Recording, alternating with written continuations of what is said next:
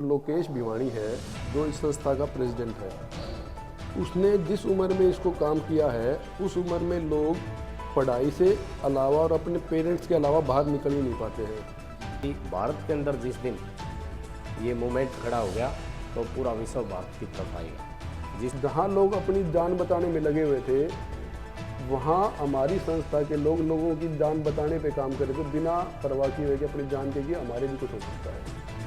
तो जी नमस्कार, सेड्स of society में आपका स्वागत है। मैं आपका दोस्त रोहित लांबा और उम्मीद है आप सभी लोग अच्छे होंगे, स्वस्थ होंगे, खुश होंगे। आप जानते हैं जलवायु परिवर्तन एक बहुत ही बड़ा मुद्दा है और इस पर बहुत सारे देशों में काम भी होता है, लेकिन हमारे देश में इस पर बहुत कम काम होता है। और आज हमारे साथ ऐसे ही दो लोग आप देख रहे हैं जो कि एक संस्था से हैं, स्टैंड विद नेचर जिसका नाम है, और ये संस्था जलवायु परिवर्तन पर काम करती है।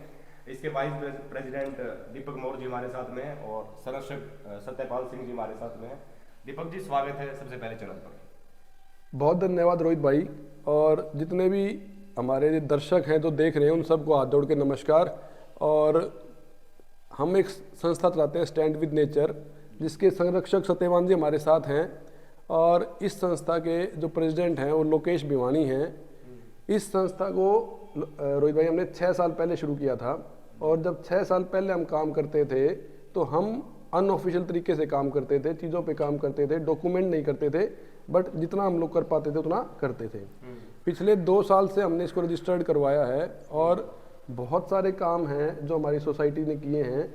तो 2-4 काम हैं जो मैं आपको बताता हूँ कि जो हमने किए हैं। चौधरी बंसीलाल यूनिवर्सिटी है भिवानी शहर में, उसमें एक पार्क बनाया गया है जो बिल्कुल उसको अगर आप जाके देखेंगे तो उससे पहले उसको ये बोलते हैं कि बंजर ज़मीन होती थी, जहाँ पौधे लगे हुए हैं, पार्क बना हुआ है, घास लगी हुई है, और लोग वहाँ के सुबह शाम घूमते हैं। और जिसके वजह से यूनिवर्सिटी ने हमें बुला के उसके लिए बहुत शाबाशी दी थी और एक अच्छा नोटिफिकेशन दिया था कि आप लोगों ने बहुत अच्छा काम किया है। और उसके अलावा भी बहुत सारी चीज़ें तो बात करेंगे तो और आपको आगे बताएंगे हमने क्या क्या चीज़ें की हैं। सत्यपाल जी, स्वागत है हमारे चैनल पर आपका। बहुत बहुत धन्यवाद रोहित भाई। मैं 2 साल पहले अपने लोकेश भाई से मेरा जुड़ा हुआ था, तो वहाँ देखा कि भी ये लोग इन्वायरमेंट के ऊपर एक बहुत अच्छा इनिशिएटिव लेके चले हुए हैं। और मैं अपने देश और प्रदेश की और जनता की अगर बात करूं तो इन्वायरमेंट के प्रति हमारी थोड़ी सी जागरूकता बढ़ी है, इसमें कोई दो राय नहीं है। लेकिन हम बाकी कंट्रीज़ का देखें, बाकी हरियाणा देखें तो दूसरे स्टेट का देखें तो हम काफ़ी पीछे हैं। इन्वायरमेंट एक बहुत ही ज्वलंत मुद्दा है, पूरा वर्ल्ड का इस तरफ ध्यान है। पीछे आपने देखा भी होगा, अगर हम हमारे बिल्कुल नज़दीक प्रदेश दिल्ली से देखें तो गाड़ियाँ बंद कर दी, ये कर दी, ये तो एक इसका एक हिस्सा है बहुत छोटा सा। इन्वायरमेंट को अगर पूरे रूप से देखें तो जैसे जल संरक्षण भी है, हमारा पेड़ों का भी है। लोग ये तो समझते हैं कि पेड़ लगाने से हवा साफ हो जाएगी, ये चीज़ें सारी इसमें चेंज आ जाएगा, लेकिन पेड़ों के साथ साथ वाटर रिचार्ज हो जाएगा और कई सारी चीज़ें जुड़ेंगी, पक्षी आ जाएंगे। इन चीज़ों की तरफ लोगों का ध्यान नहीं है। वो डायरेक्टली इसी बात पे ध्यान दे रहे हैं कि पेड़ लगाने से केवल हवा साफ हो जाएगी। सिर्फ हवा साफ नहीं होगी, पेड़ लगाने से, मैं नेशनल हाईवे से कल ही आ रहा था तो पेवा के पास एक बिल्कुल छोटे से पेड़ के नीचे 4 लेडीज़ जो मनरेगा में काम करती हैं, उनकी छाया भी पूरी नहीं हो रही थी। इसी तरह मैंने एक पिक्चर में एक पक्षी को भी देखा कि वो बिल्कुल छोटे से एक पत्ते वाले पेड़ के नीचे, मैंने अपने फेसबुक पे भी उसको शेयर किया था, बहुत सारे लोगों ने लाइक किया था, कि एक पत्ते की छाया उस पक्षी को बचाए हुए थी। तो दुनिया को अगर बचाना है हमने तो एकमात्र ये हमारे पास ऑप्शन है।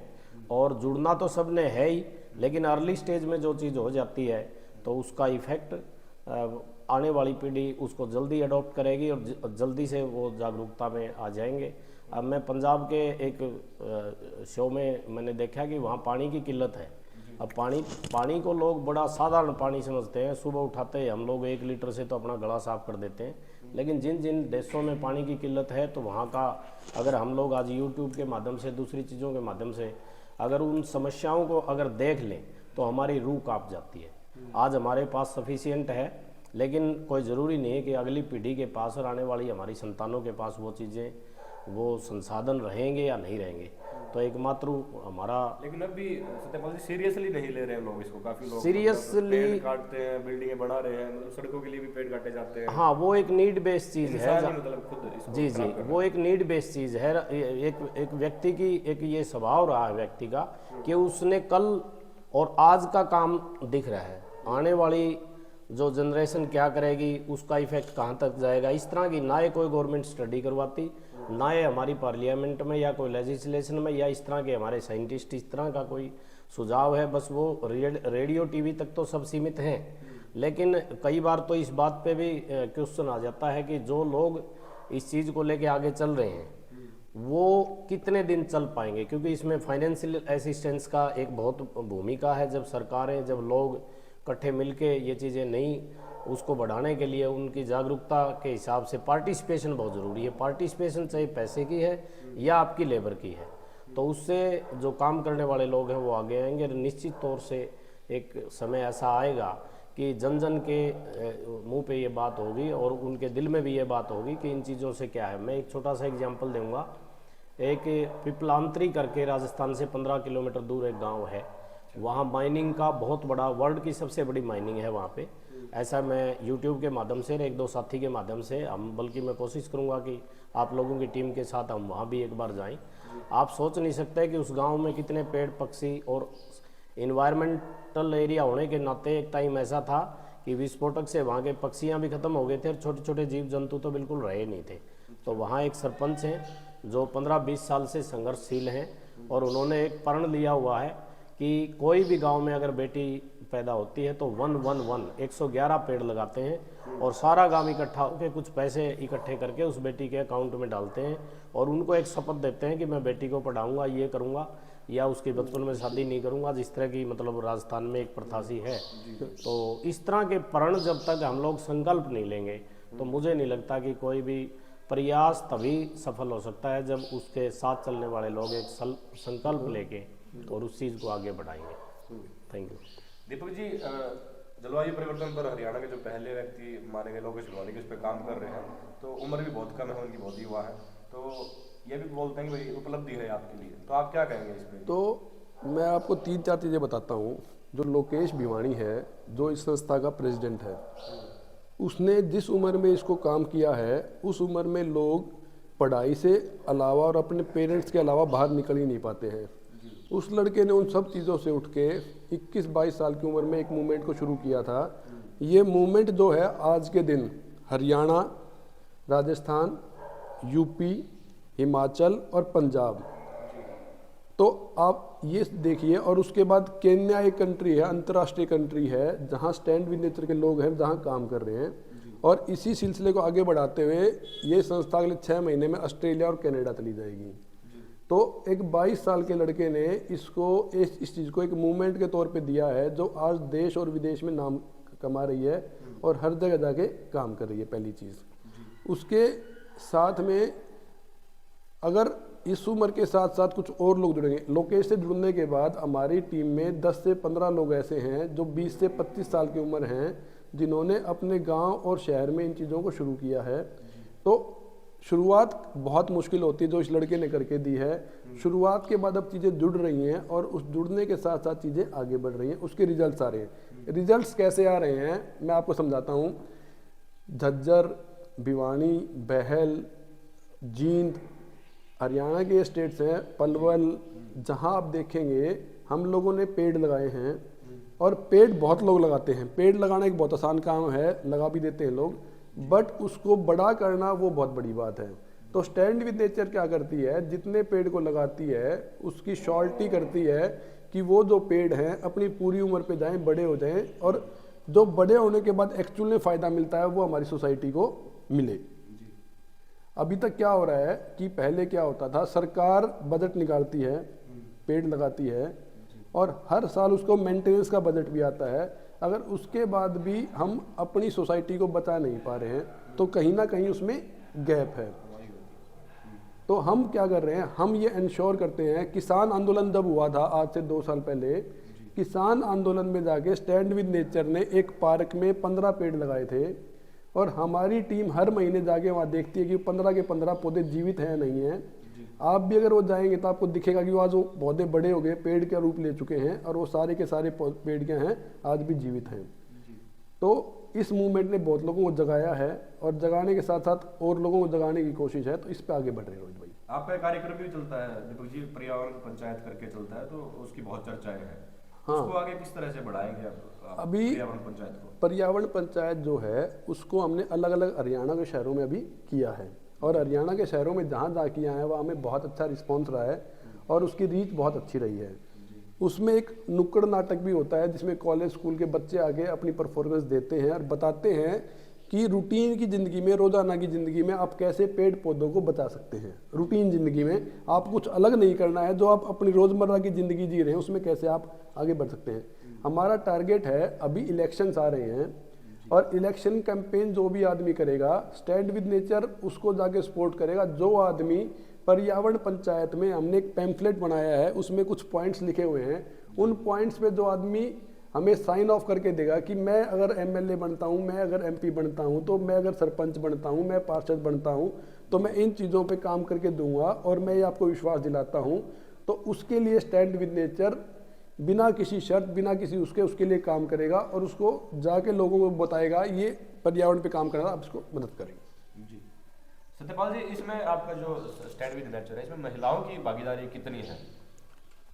मैंने जो प्रोग्राम अटेंड किए हैं, शुरू में पार्टिसिपेशन कम थी, जैसे जैसे जागरूकता बढ़ी तो मैंने देखा कि मोर देन 50% इसमें लेडीज़ का रोल है। और मैं इसको इसलिए थोड़ा सा और भी अग्रणी और ठीक मानता हूँ कि लेडीज़ ने आज तक जो भी इनिशिएटिव लिए हैं तो वो उसको पूरा प्रण करके वो निकलती हैं घर से, या तो वो पार्टिसिपेट करती नहीं है और या फिर वो उस चीज़ को पूर्ण रूप से जो मेल पर्सन हैं उनके कई तरह के काम निकलाते हैं, थोड़े बहुत एक्सक्यूज होते हैं, मैं इस बात को मान के चलता हूँ। बट लेडीज़ अगर एक बार घर से निकलती हैं तो वो उस चीज़ का मतलब पूरी परवरिश की, उनको वैसे प्रकृति ने भी परवरिश के लिए वरदान दिया हुआ है। तो अब जो पिछले प्रोग्राम में था, या बंसीलाल यूनिवर्सिटी में एक जो शेर सिंह राणा जी आए थे, मैंने इनका एक प्रोग्राम देखा था, उसके अंदर मैंने देखा कि भाई इतने यंग बच्चे 50-50 के आसपास वहाँ मतलब बच्चे थे। तो ये एक बहुत अच्छी मैं समझता हूँ कि लेडीज़ अगर जितना ज़्यादा पार्टिसिपेट करें तो वो उस मूवमेंट को बढ़ने में बहुत आसानी रह जाती है, क्योंकि उनकी सिंसियरिटी, उनका टाइम पे करने का तरीका, ये चीज़ें सारी मैं उनमें एक विशेष गुण के तौर पे देखता हूँ। दूसरा, दीपक भाई जी ने बताया कि अब आने वाले इलेक्शन हैं, बल्कि इस बात से मैं भी एक अपील करना चाहूँगा कि इन्वायरमेंट मुद्दे को सरकारें भी उठाएं, और मैं तो यहाँ तक भी कहूँगा अगर सरकारें कर सकती हैं तो ये करें कि हम लोग अपने 5-10 मार्क्स, कोई 10th में 8th में सरकारें अगर कोई सिलेबस के अंदर ये चेंज लेके आए कि अपने जीवन में जो आदमी पेड़ लगाएगा, पानी को बचाएगा, हवा साफ करने के लिए प्रयास करेगा, पक्षियों को बचाएगा, तो उसको एक स्पेशल से मार्क्स दे के कोई मार्कशीट या इस तरह की हो, तब जाके कहीं ये मूवमेंट जो है पूरे देश में फैल जाएगा। क्योंकि लोग इससे मतलब तभी जुड़ पाएंगे जब एक कोई न कोई उनको किसी न किसी तरह का कोई बेनिफिट सा नज़र आएगा। तो स्टूडेंट्स खास करके, क्योंकि वो आने वाला युवा है, वो आने वाला नेता है, देश उसने संभालना है, अगर इस तरह की वो स्टूडेंट लाइफ में भी ये चीज़ें देखने लग जाएं तो मेरे ख्याल में वो दिन दूर नहीं। अब हम लोग खेतों में देखते हैं कि भाई खेत में अगर 2-3 पेड़ लगा दिए, अब सीधा सीधा है कि किसान को नुकसान है उसका, लेकिन पेड़ लगाने की कई जगह खाली पड़ी रहती हैं। तो वो नॉलेज की वजह से किसान भी चाहता है, पानी भी है उसके पास, लेकिन due to lack of knowledge वो इतना कुछ नहीं कर पाते। हमारी ज़मीन का जहाँ से हम लोग जुताई करते हैं, जहाँ चक्कर काट के 2-3 किले का जुड़ाव होता है, वहाँ पे एक थोड़ा सा भूमि का टुकड़ा हमारा खाली रह जाता है, जहाँ ट्रैक्टर से अगर जुताई करें या दूसरी चीज़ से, तो हम इस तरह के मूवमेंट कर सकते हैं कि यहाँ पेड़ लगाएं तो हमारी ज़मीन तो ख़राब है ही 10 फीट, और उससे कोई हमारी फसल को भी नुकसान नहीं पहुँचेगा।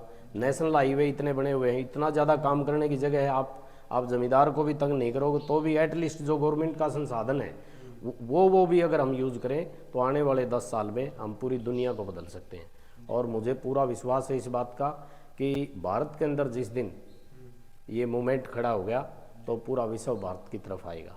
जिस प्रकार से मैंने उस गांव का नाम लिया, राजस्थान से 15 किलोमीटर दूर, राष्ट्रपति जी वहाँ गए, दुनिया का कोई मीडिया ऐसा नहीं है जो वहाँ नहीं पहुँचा। जो जब दिखेगा तो दोबारा मैं भाई को, लोकेश को बधाई देता हूँ, मोर साहब को बधाई देता हूँ कि उन्होंने ठीक कहा इन्होंने कि जिस उम्र में लोग बुक्स लेके अपना कैरियर और घर वालों की रोजी रोटी की चिंता करते हैं, और इस भाई ने इतनी बड़ी ये चिंता जताई है, तो निश्चित तौर से ये आवाज़ दूर तक जाएगी। मैं स्टैंड विद नेचर को बहुत बहुत शुभकामनाएं देता हूँ। रोहित भाई, मैं आपके चैनल के माध्यम से सब लोगों को एक अपील करना चाहता हूँ। हमारी संस्था का प्रेसिडेंट लोकेश भिवानी है, उनका नंबर है 86074 07867। रोहित भाई आपसे एक रिक्वेस्ट है, जब आप ये करें तो आप उस पर नंबर फ्लैश कर दें कि हमारा एक नंबर है, उस मूवमेंट से जो भी आदमी जुड़ना चाहता है, देश का हो, विदेश का हो, हरियाणा का हो, किसी भी स्टेट से हो, कोई नेता हो जो चाहता है कि स्टैंड विद नेचर उसके लिए काम करे, और हम बिना किसी शर्त के काम करेंगे। अगर वो हमारी शर्तों पे आता है कि भाई मैं पर्यावरण के लिए काम करूंगा, तो जितने साथी जुड़े हुए हैं, जितने लोग इसको देख रहे हैं, सबसे ज़्यादा इसको शेयर करें, लाइक करें और कमेंट करें, ताकि मैक्सिमम लोगों तक बात पहुंच पाए। और जितने ज़्यादा लोग इस मुहिम से जुड़ सकते हैं वो नंबर पे कांटेक्ट करें, व्हाट्सएप करें, कॉल करें, मैसेज करें, और उसके बाद जो भी जुड़ना चाहता है उस पर काम करें, और हम उसको कांटेक्ट करके उसको साथ जोड़ेंगे और मिलकर काम करेंगे। बहुत धन्यवाद रोहित भाई। देखो जी, एक सवाल है मेरा ये कि लोकेश भाई की उम्र क्योंकि आप बता रहे हो कम है लोकेश जी की, और आप लोगों की उम्र थोड़ी ज्यादा है और आप पदों पर कार्यरत भी हो, काम भी करते हो आप। तो उनके साथ कैसे तालमेल बन पाता है उनके विचारों में, क्योंकि उनकी उम्र भी कम है, आप लोगों की उम्र ज्यादा है दोनों की। उसकी उम्र कम मतलब है, आप ये बात बोल सकते हो, बट जो उसके विचार हैं वो हमारी उम्र के से भी ज़्यादा के लोगों में विचार हैं। उसका जो काम करने का तरीका है या जो बातों को समझने का तरीका है, आप जब उसके साथ काम करेंगे, कभी आप बैठेंगे तो आपको ये समझ में आएगा कि उसके विचार जब वो बोलता है तो वो लगता है कि कोई 50-60 साल का आदमी बोल रहा है। उम्र एक किसी भी चीज़ का एक पैरामीटर नहीं हो सकता है कि आप क्या करोगे या क्या नहीं करोगे। अगर इसी तौर पे मैं आपको एक और उदाहरण देता हूँ, अगर सचिन तेंदुलकर की बात करते हैं तो 16 साल की उम्र में, जिसमें लोग कभी ग्राउंड में घुसते नहीं हैं, उस आदमी ने इंडिया पाकिस्तान का मैच खेल के उसका प्रेशर को झेला था। तो वो डिपेंड करता है कि आपका कैलिबर कैसा है, आप क्या तरीका अपनाते हो। तो उम्र सिर्फ एक पैरामीटर नहीं हो सकता किसी भी आदमी को डिसाइड करने का कि उसके बड़े लोग कैसे रहते हैं। 16 साल का लड़का जब 30-35 साल के लड़कों के साथ खेल सकता है और उनके साथ सामंजस्य बिठा सकता है, तो वो एक 25 साल का लड़का 35-40 साल के लोगों के साथ बहुत आराम से रह सकता है। और मैं इस बात पे बहुत बिलीव करता मानता हूँ कि हम उस लड़के से सीखते हैं। हो सकता है कुछ चीज़ें हमसे भी सीखता हो, लेकिन हम उस लड़के से सीखते हैं। और सबसे बड़ी सीख ये है कि उसके सिखाने से आज हम यहाँ बैठे इंटरव्यू दे रहे हैं और अपनी संस्था के लिए काम करें, सोसाइटी के लिए काम करें। नहीं तो इससे पहले 30 साल गुजर चुके थे, हमने कभी पर्यावरण के बारे में सोचा ही नहीं। तो इस लड़के की देन है और उसी के साथ आज हम यहाँ बैठे हुए हैं। सत्यपाल जी, एक सवाल और कि इतनी भागदौड़ भरी लाइफ है सबकी, आपकी भी है, तो उसमें इसके लिए टाइम कैसे निकाल पाते हैं फिर स्टैंड विद नेचर के लिए पर्यावरण? इसके लिए मुख्य तौर से तो बल्कि मैं ये कहूँगा कि आपकी नेचर पे डिपेंड करता है और वो आपकी डाइट बन जाती है। तो एक कारण तो ये था। दूसरा ये है कि क्योंकि मेरा जो है ना भिवानी मेरा ज़िला है, तो मेरा आना जाना लगा ही रहता था, और मैं सौभाग्यशाली हूँ कि स्टैंड विद नेचर भिवानी में है।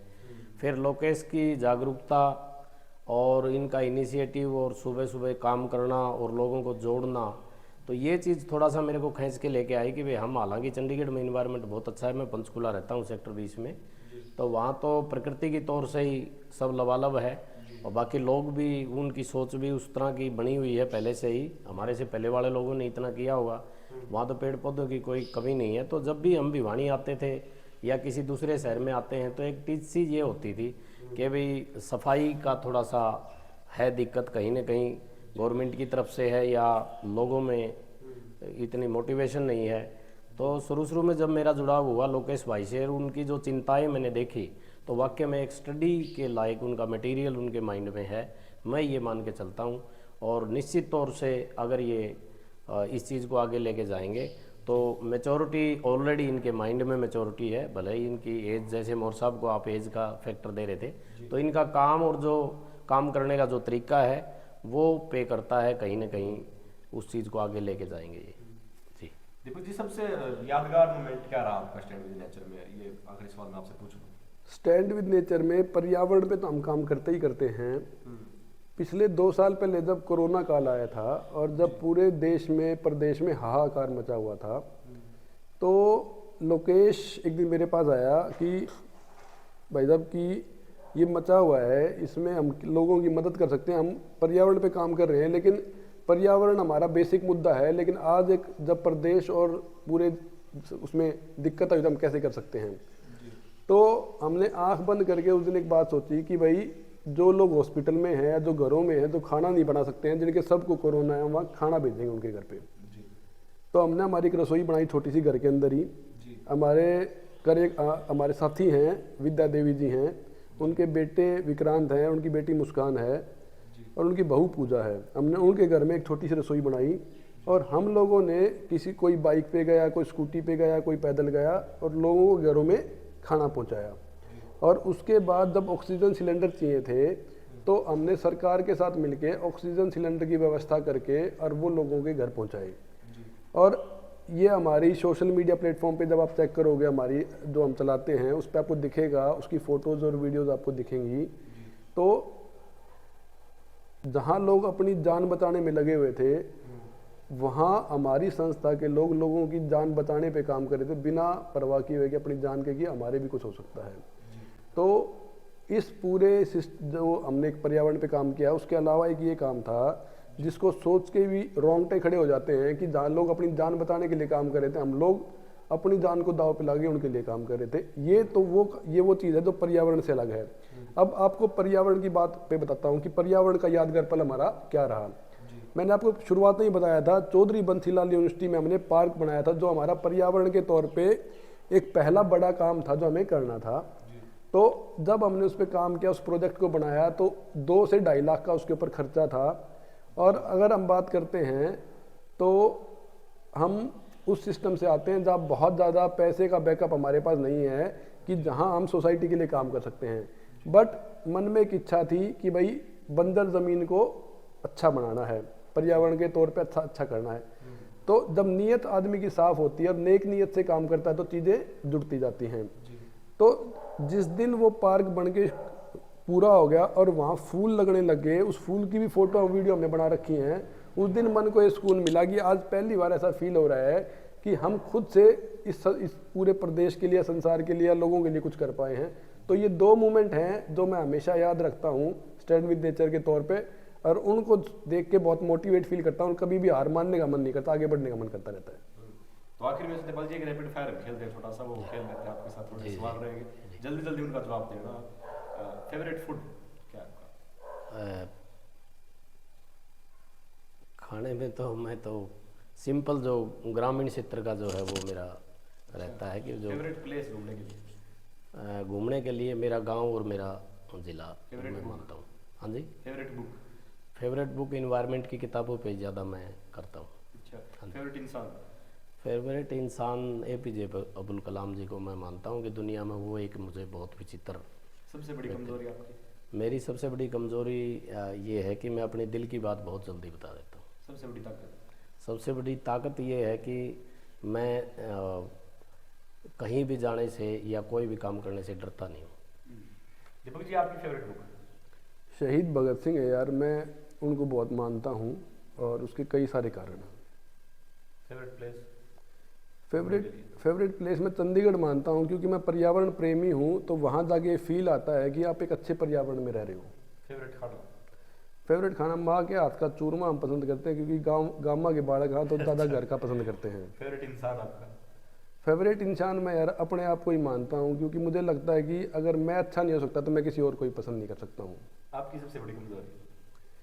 यार मेरी सबसे बड़ी कमजोरी मेरे माता पिता जी हैं और मेरे को लगता है कि उनसे बड़ी कमजोरी तो ज़िंदगी में होनी भी नहीं चाहिए। सबसे बड़ी ताकत? मेहनत एक शब्द है जिसको बोलते हैं लोग, और मुझे लगता है कि उससे बड़ी ताकत किसी भी आदमी की कोई नहीं हो सकती, मेरी भी नहीं। मैं ये विचार मानता हूँ कि हर आदमी की सबसे बड़ी जो अच्छाई है वो मेहनत ही होनी चाहिए। आखिर में कुछ कहना चाहेंगे दीपक जी, आप लोगों से क्या मैसेज देना चाहेंगे? भाई मैसेज मैं पहले दे चुका, मैं दोबारा आपको एक मैसेज दे रहा हूँ। इस वीडियो को जितना लाइक शेयर और कमेंट हो सकता है करें, और उसके बाद हमारा एक नंबर फ्लैश होगा हमारे प्रेसिडेंट लोकेश भिवानी का, आप उनसे जुड़ें और जुड़ के इस मुहिम में हमारी मदद करें ताकि देश और प्रदेश को हम बदल सकें और एक इस लायक बना सकें जहां हमारी आने वाली पीढ़ी जो हैं वो बहुत अच्छे से रहे, एक अच्छे पर्यावरण में रहें और अच्छी तरह से जिएं, जिससे जिस तरह से हमारे बुजुर्गों ने हमें दिया है उसी तरह हम अपनी आने वाली जनरेशन को देके जाए। बहुत धन्यवाद दोस्तों। आप क्या कहेंगे इस पर? मेरा बस विशेष तौर से यही कहना है कि आपके आसपास जो भी कोई इस तरह का इन्वायरमेंटल प्रोग्राम है या कोई सोसाइटी में पार्टिसिपेशन है या कोई आप किसी की हेल्प कर सकते हैं तो बैठिएगा मत, इनिशिएटिव लेके थोड़ा मोटा लोगों को भी सिखाइएगा, आप लोगों से सीखिएगा, बाहर निकलिएगा। बाकी कंट्रीज़ की तरह बाकी कंट्री वाले लोग अपने घर में कम बैठते हैं, घूमते हैं, फिरते हैं, देखते हैं, फिर उस चीज़ को इम्प्लीमेंट करते हैं। तो आप भी प्लीज़ करके जो भी इन्वायरमेंटल भिवानी में है तो यहाँ जुड़ सकते हैं। कई जगह लोकेश भाई की एनजीओ काम कर रहा है और भी कई सारे एनजीओ हैं। तो इस चीज़ को लेके हवा पानी और जो इन्वायरमेंट का आप पेड़ लगा सकते हैं, जितना मैक्सिमम सोसाइटी को दे सकते हैं देने की चेष्टा कीजिएगा। Thank you. बहुत बहुत शुक्रिया सर टाइम देने के लिए आप दोनों। बहुत धन्यवाद रोहित भाई। स्टैंड विद नेचर से थे मोर साहब और सत्यपाल जी। तो इनके विचार आपको कैसे लगे आप कमेंट बॉक्स में बता दीजिएगा और नंबर चल रहा है उस पर आप मैसेज कर दीजिएगा। बाकी आप लोग बहुत समझदार हैं, बहुत प्यार दे रहे हैं, ऐसे ही प्यार देते रहिए। अगर नया है तो चैनल को सब्सक्राइब कर लीजिए, हमारे फेसबुक पेज को फॉलो कर लीजिए। बहुत बहुत शुक्रिया आप सभी का वीडियो देखने के लिए।